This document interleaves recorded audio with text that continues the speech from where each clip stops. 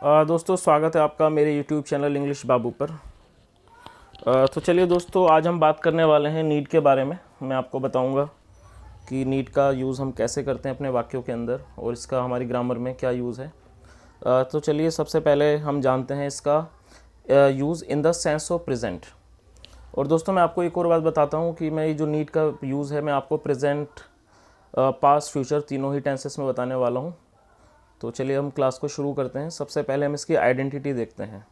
इसकी आइडेंटिटी है ज़रूरत है। दोस्तों जब भी कोई ऐसा वाक्य आएगा जिसके अंदर हम कोई ज़रूरत है टाइप का सेंटेंस बनाते हैं, जैसे मुझे उसकी ज़रूरत है, मुझे पैसों की ज़रूरत है, राजू को कार की ज़रूरत है, इस तरह के वाक्यों के अंदर हम नीड का प्रयोग करेंगे। ये इसकी हेल्पिंग वर्ब है दोस्तों। सबसे पहले आप फार्मूला लिख लीजिए। इसका फार्मूला है सब्जेक्ट, उसके बाद नीड या नीड्स, उसके बाद ऑब्जेक्ट।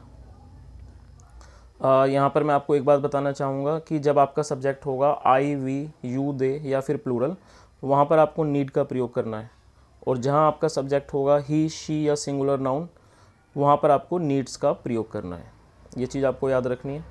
और जब आप नेगेटिव सेंटेंस बनाएंगे, नेगेटिव और इंट्रोगेटिव के साथ आपको डू या डज का प्रयोग करना है। आगे चल के मैं आपको बताऊँगा इस तरह के वाक्य हम कैसे बनाएंगे। तो चलिए दोस्तों कुछ सेंटेंस बनाते हैं। तुम्हें इसकी ज़रूरत है। तो यहाँ सब्जेक्ट क्या है? तुम्हें। तुम्हें मतलब आप, तुम, तू, सबके लिए हम यू का प्रयोग करेंगे। तुम्हें इसकी ज़रूरत है, इसका आंसर क्या होगा? सबसे पहले हमने सब्जेक्ट लिखा यू, उसके बाद हमने नीड लिखा, क्योंकि जैसे मैंने आपको बताया आई, वी, यू, दे प्लूरल में हम नीड्स नहीं लगाएंगे, नीड लगाएंगे। तो हमने नीड लिखा, यू नीड, और ऑब्जेक्ट क्या है? इट। तो इसका आंसर क्या हो जाएगा? You need it. तो सिर्फ हमने फॉर्मूले को फॉलो करते हुए सेंटेंस बना दिया। अगला वाक्य क्या है? मुझे ज़रूरत नहीं है। ये दोस्तों नेगेटिव है, और जैसा मैंने आपको बताया नेगेटिव के अंदर आपको डू या डस का भी प्रयोग करना है, और ये नेगेटिव है तो आपको नॉट भी लगाना है। तो इसका आंसर क्या होगा? मुझे ज़रूरत नहीं है, आई डोंट नीड इट, या फिर आप इसको ऐसे भी कह सकते हैं I do not need it.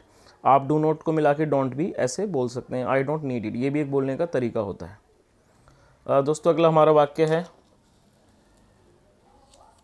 अगला वाक्य इंट्रोगेटिव है, क्या तुम्हें इसकी ज़रूरत है? तो मैं आपको एक बात बताना चाहूँगा, जब भी आप इंट्रोगेटिव सेंटेंस बनाते हैं तो आपको हमेशा हेल्पिंग वर्ब भी आगे लिखनी होती है।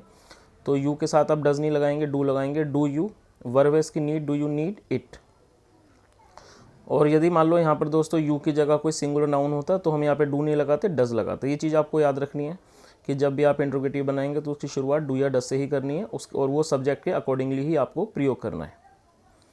चलिए दोस्तों आगे देखते हैं हम। In the sense of past. अब मैं आपको पास्ट का यूज़ बताने वाला हूँ, पास्ट में आप कैसे यूज़ कर सकते हैं नीड को। सबसे पहले आइडेंटिटी देखिए, ज़रूरत थी। जब आप कोई ऐसा वाक्य बनाएंगे जहाँ पर आप ये शो करते हैं मुझे इसकी ज़रूरत थी, मुझे वहाँ जाने की ज़रूरत थी वगैरह, वहाँ पर आपको नीडेड का ही प्रयोग करना है पास्ट में। फॉर्मूला है subject plus needed plus object. दोस्तों यहाँ एक बहुत अच्छी बात है कि यहाँ पर एक सिंगल हेल्पिंग वर्ब है। जैसा हमने देखा था प्रेजेंट में नीड और नीड्स का था उसके अंदर, तो वहाँ कन्फ्यूज़न हो सकती है, लेकिन इसमें सिर्फ एक ही हेल्पिंग वर्ब है नीडेड, तो यहाँ किसी तरह की कोई कन्फ्यूज़न नहीं है। कोई भी सब्जेक्ट हो आपको सिर्फ नीडेड का ही प्रयोग करना है। देखिए और अगला देख लिए, इसका नोट, नेगेटिव और इंट्रोगेटिव के साथ डिड का प्रयोग करते हैं, ये आगे चल के हम देखेंगे। अब जैसे आप यहाँ देख सकते हैं, तुम्हें इसकी ज़रूरत थी। दोस्तों ये पॉजिटिव सेंटेंस है। सब्जेक्ट लिखा हमने सबसे पहले यू, उसके बाद verb needed, second form need की, यू नीडेड इसकी इट, यू नीडेड इट। ये हो गया हमारा पॉजिटिव सेंटेंस। अगला वाक्य है, क्या तुम्हें इसकी ज़रूरत थी? दोस्तों ये इंट्रोगेटिव सेंटेंस है, और इंट्रोगेटिव सेंटेंस बनाते टाइम हमें याद रखना है कि हमें हमेशा सबसे पहले हेल्पिंग वर्ब का ही प्रयोग करना है। और पास्ट में हेल्पिंग वर्ब इसकी क्या होगी? डिड। डिड यू, और डिड के बाद हमेशा वर्ब की फर्स्ट फॉर्म आती है, तो हम नीडेड नहीं लिखेंगे, फिर नीड लिखेंगे। आंसर क्या होगा? Did you need it. अगला वाक्य है, तुम्हें इसकी क्यों ज़रूरत नहीं थी? ये इंट्रोगेटिव, दोस्तों ये इंट्रोगेटिव नेगेटिव है, क्योंकि इसके अंदर सवाल भी है और साथ में नहीं भी है। तो ऐसा कोई भी सेंटेंस जिसके अंदर सवाल भी और नहीं भी आ जाए तो उसको हम कहते हैं इंट्रोगेटिव नेगेटिव। तो इसके अंदर जो एक क्यों शब्द है, क्यों, ये एक इंट्रोगेटिव शब्द है। सबसे पहले हम इसको आगे लिखेंगे वाई, उसके बाद helping verb Y didn't you need it. दोस्तों आप इसको ऐसे भी बना सकते हैं, वाई डिड यू, और उसके बाद आप नॉट बाद में लगा सकते हैं, why did you not need it. आप इसको दोनों ही तरीके से बना सकते हैं, ये भी तरीका और वो भी तरीका, किसी भी तरीके से आप बना सकते हैं। चलिए दोस्तों अब हम इसको आगे जानते हैं। इसका जो हमारे लास्ट पार्ट जो बचा है वो हम डिस्कस कर लेते हैं।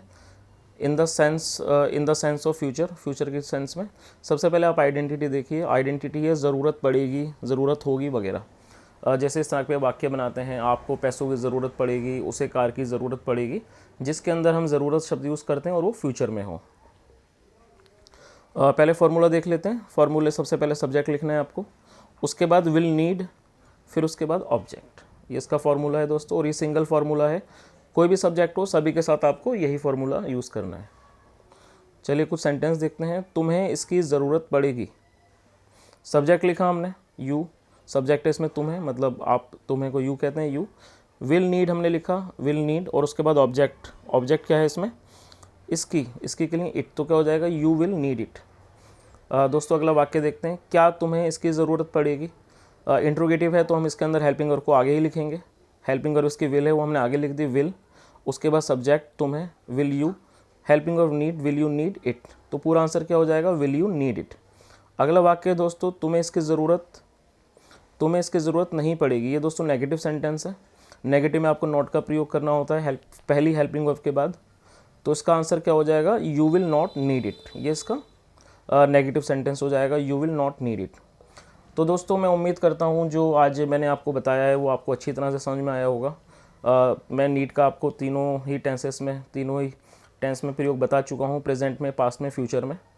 और बस आप इसकी प्रैक्टिस करिए।